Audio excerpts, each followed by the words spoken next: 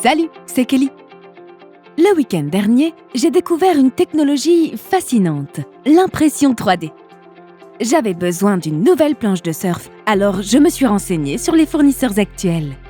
Je recherchais un produit qui soit à la fois performant et plus respectueux de l'environnement. En cherchant, je suis tombée sur cette start-up qui crée des planches grâce à l'impression 3D avec du plastique recyclé et recyclable. Je suis allée les rencontrer. Grâce à un outil de conception assisté par ordinateur, le designer a dessiné ma planche en 3D sur son ordinateur. Puis, ce dessin virtuel a commencé à devenir réel lorsque l'imprimante 3D s'est mise en mouvement. Couche après couche, elle a empilé une juste quantité de matière produite à partir de déchets plastiques recyclés.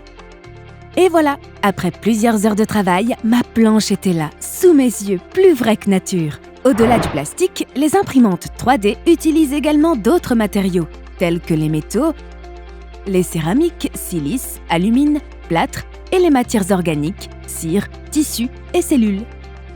La fabrication additive est utilisée dans des secteurs d'activité très variés, car elle répond à des besoins précis de manière personnalisée. Tout d'abord, dans tous les domaines concernés par l'ingénierie, comme par exemple l'automobile, l'aéronautique, l'aérospatiale, la robotique, la construction, etc. Les imprimantes 3D permettent de créer des pièces de rechange pour les produits ou encore des prototypes pour les présentations aux clients. La légèreté des pièces imprimées en 3D est très recherchée dans les secteurs du transport pour diminuer les coûts. L'utilisation du métal via cette technologie ouvre quant à elle des perspectives étonnantes dans le domaine de l'automobile avec des véhicules entièrement imprimés. Le domaine de la santé s'est lui aussi rapidement approprié cette technologie.